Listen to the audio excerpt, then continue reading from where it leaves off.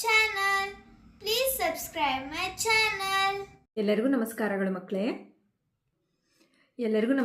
ಮಕ್ಕಳೇ. ಈ ವಿಡಿಯೋದಲ್ಲಿ ನಾವು 3ನೇ ತರಗತಿಯ ಕನ್ನಡ ವಿಷಯದ ಭಾಗ 1ರಲ್ಲಿನ 4ನೇ ಪಾಠವಾದ ಕಂದ ಎಂಬ ಪದ್ಯದ ಪ್ರಶ್ನೋತ್ತರಗಳನ್ನು ತಿಳಿಯೋಣ. ಅಭ್ಯಾಸದ ಪ್ರಶ್ನೆಗಳು. ಮುಖ್ಯ ಪ್ರಶ್ನೆ, ಈ ಸಾಲುಗಳನ್ನು ಪದ್ಯದಲ್ಲಿರುವಂತೆ ಪೂರ್ಣಗೊಳಿಸು. ಮೊದಲ ಬಿಟ್ಟ ಸ್ಥಳ, ಅಳುವ ಕಂದನ ತುಟಿಯು ಹವಳದ ಕುಡಿಹಂಗ.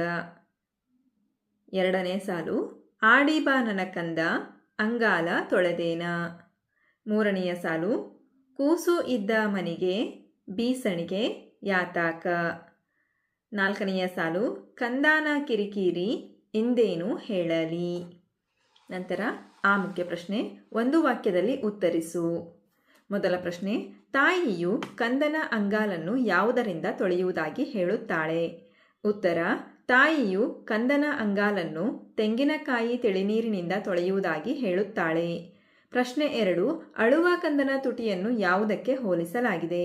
ಉತ್ತರ, ಅಳುವ ಕಂದನ ತುಟಿಯನ್ನು ಹವಳದ ಕುಡಿಗೆ ಹೋಲಿಸಲಾಗಿದೆ. ಪ್ರಶ್ನೆ 3, ಅಳುವ ಕಂದನ ಕಣ್ಣೋಟ ಹೇಗಿರುತ್ತದೆ? ಉತ್ತರ, ಅಳುವ ಕಂದನ ಕಣ್ಣೋಟ ಶಿವನ ಕೈಯಲ್ಲಿನ ಕತ್ತಿಯಂತೆ ಹೊಳೆಯುತ್ತಿರುತ್ತದೆ. ಪ್ರಶ್ನೆ 4, ಮಗು ಏನನ್ನು ತಂದು ನಿಲ್ಲಿಸೆಂದು ಕೇಳುತ್ತದೆ? ಉತ್ತರ, ಮಗು ಸಂಜೆಯ ಚಂದ್ರನನ್ನು ತಂದು ನಿಲ್ಲಿಸೆಂದು ಕೇಳುತ್ತದೆ. ಈ ಮುಖ್ಯ ಪ್ರಶ್ನೆ 2-3 ವಾಕ್ಯಗಳಲ್ಲಿ ಉತ್ತರಿಸು. ಮೊದಲ ಪ್ರಶ್ನೆ, ಕೂಸು ಇದ್ದ ಮನೆಗೆ ಬೀಸಣಿಗೆ ಬೇಡ, ಏಕೆ? ಉತ್ತರ, ಕೂಸು ಮನೆಯ ಒಳಗೆ ಹೊರಗೆ ಓಡಾಡುತ್ತಿದ್ದರೆ ಮನೆಯಲ್ಲಿ ಗಾಳಿ ಬೀಸಿದಂತಾಗುತ್ತದೆ. ಆದ್ದರಿಂದ ಕೂಸು ಇದ್ದ ಮನೆಗೆ ಬೀಸಣಿಗೆ ಬೇಡ. ಪ್ರಶ್ನೆ 2, ಆಡಿ ಬರುವ ಕಂದನನ್ನು ತಾಯಿ ಹೇಗೆ ಉಪಚರಿಸುವಳು? ಉತ್ತರ, ಆಡಿ ಬರುವ ಕಂದನ ಅಂಗಾಲನ್ನು ಹಾಗೂ ಬಂಗಾರದಂತಹ ಮುಖವನ್ನು ತೆಂಗಿನಕಾಯಿ ತಿಳಿನೀರಿನಿಂದ ತೊಳೆದು ತಾಯಿ ಉಪಚರಿಸುವಳು. ನಂತರ ಸಾಮರ್ಥ್ಯ ಆಧಾರಿತ ಚಟುವಟಿಕೆ. ಮುಖ್ಯ ಪ್ರಶ್ನೆ, ತಪ್ಪುಗಳನ್ನು ಸರಿಪಡಿಸಿ ಬರೆ. ಪ್ರಶ್ನೆ 1, ಬೀಸಣಿಗೆ ಗಾಳಿ ಸುಳಿದವ.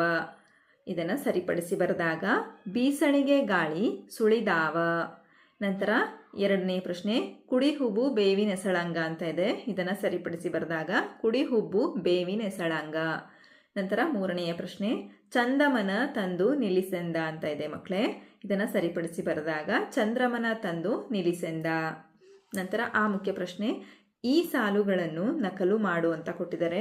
ಇಲ್ಲಿ 2 ಪದ್ಯದ ಸಾಲುಗಳನ್ನು ಕೊಟ್ಟಿದ್ದಾರೆ ಮಕ್ಕಳೇ. ಅವುಗಳನ್ನು ದುಂಡಾಗಿ ನೀವು ಸಹ ನಕಲು ಮಾಡಿ. ಆಡಿಬಾ ನನ್ನ ಕಂದ ಅಂಗಾಲ ತೊಳೆದೇನ, ಕುಡಿಹುಬ್ಬು ಬೇವಿನ ಹೆಸಳಂಗ. ನಂತರ ಈ ಮುಖ್ಯ ಪ್ರಶ್ನೆ, ಕಂದ ಪದ್ಯದಲ್ಲಿ ಒತ್ತಕ್ಷರಗಳಿರುವ ಪದಗಳನ್ನು ಬರೆ ಅಂತ ಇದೆ. ಈ ಪದ್ಯದಲ್ಲಿ ಬಂದಿರತಕ್ಕಂತಹ ಒತ್ತಕ್ಷರ ಪದಗಳನ್ನು ಆಯ್ದು ನೀವು ಇಲ್ಲಿ ಬರೆಯಿರಿ. ಕಂದಯ್ಯ, ತಕ್ಕೊಂಡು, ಕುಡಿಹುಬ್ಬು, ಕಣ್ಣೋಟ, ಹೊಳೆದಂಗ, ಚಂದ್ರಮ. ನಂತರ ಭಾಷಾಭ್ಯಾಸ. ಮುಖ್ಯ ಪ್ರಶ್ನೆ, ಊಹಿಸಿ ಬರೆ ಅಂತ ಕೊಟ್ಟಿದ್ದಾರೆ ಮಕ್ಕಳೇ. ಇಲ್ಲಿ ಒಂದು ಮಗು ಐಸ್ ಕ್ರೀಮನ್ನು ನೋಡಿ ನಗ್ತಾ ಇದೆ. ಮಗು ಏಕೆ ನಗುತ್ತಿರಬಹುದು ಅಂತ ಪ್ರಶ್ನೆ ಕೇಳಿದ್ದಾರೆ. ಹೀಗೆ ಬರಿಬೋದು, ಮಗುವಿನ ಕೈಯಲ್ಲಿನ ಐಸ್ ಕ್ರೀಮ್ ನೋಡಿ ಸಂತೋಷದಿಂದ ನಗುತ್ತಿರಬಹುದು ಅಂತ ನಾನು ಬರೆದಿದ್ದೀನಿ. ನಿಮ್ಮ ಊಹೆಯಂತೆ ನೀವು ಬರೀಬಹುದು. ನಂತರ ಭಾಷಾ ಚಟುವಟಿಕೆ. ಮುಖ್ಯ ಪ್ರಶ್ನೆ, ಸಮನಾರ್ಥಕ ಪದಗಳನ್ನು ಬರೆ. ಬಂಗಾರ, ಇದಕ್ಕೆ ಸಮನಾರ್ಥಕ ಪದಗಳು ಚಿನ್ನ ಅಥವಾ ಹೊನ್ನು. ಕೂಸು ಪದಕ್ಕೆ ಸಮನಾರ್ಥಕ ಪದಗಳು ಮಗು, ಕಂದ. ತಾಯಿ ಪದಕ್ಕೆ ಸಮನಾರ್ಥಕ ಪದಗಳು ಅಮ್ಮ, ಜನನಿ.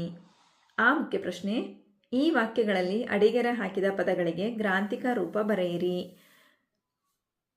ಗಮನಿಸಿ ಮಕ್ಕಳೇ, ಕೂಸು ಇದ್ದ ಮನಿಗೆ ಬೀಸಣಿಗೆ ಯಾತಾಕ.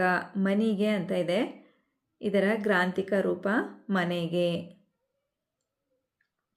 ನಂತರ ಬಂಗಾರ ಮಾರಿ ತೊಳೆದೇನ. ಇಲ್ಲಿ ಮಾರಿ ಅನ್ನೋದಕ್ಕೆ ಗೆರೆ ಹಾಕಿದಾರಲ್ವ, ಮಾರಿ ಅನ್ನೋದು ಆಡು ಭಾಷೆ ಮಕ್ಕಳೇ. ಗ್ರಾಂಥಿಕ ರೂಪದಲ್ಲಿ ಮುಖ ಅಂತ ಆಗುತ್ತೆ. ನಂತರ ಬೀಸಣಿಗೆ ಗಾಳಿ ಸುಳಿದಾವ. ಸುಳಿದಾವ ಅನ್ನೋದು ಆಡು ಭಾಷೆ ಮಕ್ಕಳೇ. ಗ್ರಾಂಥಿಕ ಭಾಷೆಯಲ್ಲಿ ಸುಳಿಯುವುದು. ನಂತರ ಚಂಜೀಯ ಚಂದ್ರಮನ ನಿಲ್ಲಿಸೆಂದ. ಚಂಜೀಯ ಅನ್ನೋದು ಆಡು ಭಾಷೆ ಮಕ್ಕಳೇ. ಸಂಜೆಯ ಅನ್ನೋದು ಗ್ರಾಂಥಿಕ ರೂಪ. ನಂತರ ಈ ಮುಖ್ಯ ಪ್ರಶ್ನೆ, ಈ ಪದಗಳನ್ನು ಗ್ರಾಂಥಿಕ ರೂಪದಲ್ಲಿ ಬರೆ ಅಂತ ಕೊಟ್ಟಿದ್ದಾರೆ. ಮಾದರಿನೂ ಸಹ ಕೊಟ್ಟಿದ್ದಾರೆ, ಗಮನಿಸಿ. ಹೊಳೆದಂಗ, ಹೊಳೆದ ಹಾಗೆ. ಕುಡಿಹಂಗ, ಕುಡಿಯ ಹಾಗೆ. ಎಸಳಂಗ, ಎಸಳ ಹಾಗೆ. ನೆನೆದಂಗ, ನೆನೆದ ಹಾಗೆ.